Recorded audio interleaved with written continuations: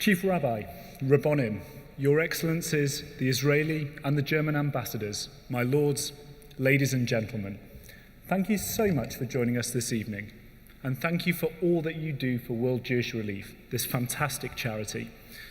This past year, as you've heard from Emily, has seen the remarkable 80th anniversary of the first Kindertransports arriving in this country, and we were thrilled to commemorate that special moment with the Chief Rabbi, with community leaders, and most importantly, many of the Kinder and their families at a cold Liverpool street back in December.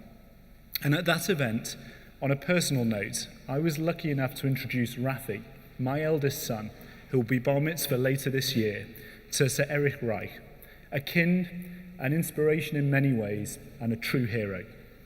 Sir Erich led Rafi to the figure of a young boy in the famous statue at Liverpool Street. I'm sure many of you will have visited it. Looking lost, carrying a small violin. And Sir Erich said something remarkable and quite simple. He said, "That was me." And in that moment, Sir Erich touched Rafi right in his heart. On the one hand, he looked at Sir Erich, excited to meet a real-life hero. And on the other hand, he looked at the boy in the statue, disbelieving of the fear of that journey and of the unknown. So as Rafi looks ahead to his bar mitzvah later this year, he reflects on what that milestone means for his Jewish life and his journey, his own hopes, his fears, inspired by people like Sir Erich.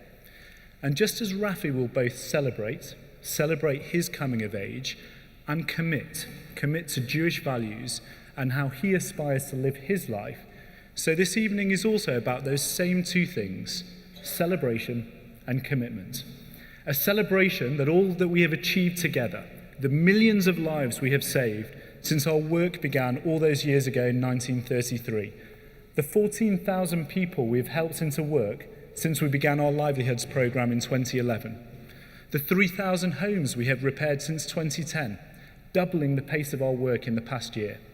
Let us take a moment to pay tribute to all the wonderful partners who help us save and change those lives.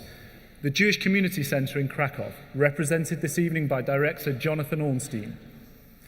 The American Jewish Joint Distribution Committee, and we're so thrilled to welcome President Stan Rabin and CEO David Schizzer here tonight, true friends and partners in our mission. And speaking of true friends, let me also say a huge thank you to somebody who doesn't want to be thanked, our Life Vice President, Linda Rosenblatt.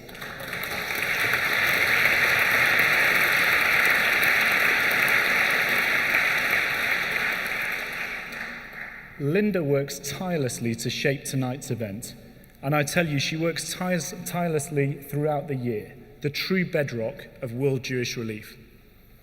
But above all, let me pay tribute to all of you, our generous and wonderful supporters. Without you, none of our work would be possible. Without you, many lives would have been lost, and we will never, never take that support for granted. But celebrating achievements is not enough. The great Shimon Peres once said that the greatest contribution of the Jewish people to the rest of the world was dissatisfaction. We will not be satisfied with what we have achieved. We will instead be inspired to do more, to do better. We must and we will commit to finish the job we started, never to rest until we eradicate Jewish poverty for good. But what does that mean? Really, what does that mean? I have to say, I, with my fellow trustees and our wonderful Chief Executive, Paul Anticoni, and his superb team, have never been afraid to ask ourselves the difficult questions. What are we good at? What could we do better? What are we really for? Let me have a go at the answer, or at least an answer. After all, this is World Jewish Relief, and we know that us Jews are good at having more than one opinion. So at our core, this is my answer. We are about saving lives, building livelihoods, and celebrating the power of the individual, the family, and the community to become independent, to help themselves. And that core presides first and foremost in the Jewish communities of Eastern Europe, of Ukraine, Georgia, Belarus, Moldova, our heartland, and for many of you in this room, the home of your ancestors. For it is there where our big Jewish family is most in need. It is there where Holocaust survivors still need our support to stay warm, to stay well, and to stay in touch. It is there where Jewish communities, marginalized under many years of communist rule, still struggle to make ends meet. Our commitment tonight, which I want you to hear loud and clear, our commitment to our Jewish relatives in Eastern Europe, we will do whatever it takes. For some, that may mean home care and medical support. For others, it means helping them get on their own 2 feet. For some communities, it means support just to make Jewish life viable. For other communities, it means helping Jewish life thrive again, as we see in the wonderful work of the JCC in Krakow. And today, 80% of what we do is with these Jewish communities, saving Jewish lives, building Jewish livelihoods, enriching the very fabric of Jewish existence. So I make the commitment to you tonight. This work will never stop. As long as there is Jewish poverty, World Jewish Relief will never turn its back.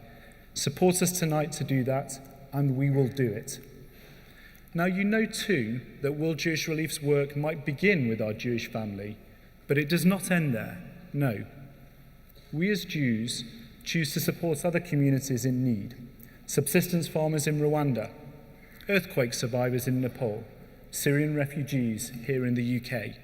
And I'm immensely proud of this work. I'm proud to be part of a Jewish community that has both the means and the vision to support that work. As the chief rabbi, such a valued and wonderful friend of ours, said recently, I'm so proud that we have a Jewish organization which is encouraging us to identify with the plight of those who are in need within Jewish circles and well beyond. So yes, our work with Jewish communities around the world is our top priority. You've heard my commitment on that. We will never turn our back. But today we are also lucky. In 1938, Sir Erich and others who you've heard about, like Paul, and our families had to rely on the help, hospitality, and support of others. Today, we're able not only to look after our own, but we can also help others. We can do both, and that is what we must do. So tonight, friends, is about celebration, and it is also about commitment. Let us celebrate the lives we save and all the livelihoods we build, and let us make a solemn commitment never to turn our backs on those Jewish communities most in need. Now, we'll shortly share with you a film that celebrates our commitment to work both with our Jewish family and beyond our community. And let me tell you, the people in this film have all fled war, persecution, or genocide. Their story is our story. And this work is entirely enabled by ring-fence funding, and it's not part of the appeal tonight, but we are proud to show that our Jewish values lead to Jewish action. So let us celebrate our achievements, but let us also be truly Jewish. Let us be dissatisfied and commit to do even more. Thank you very much.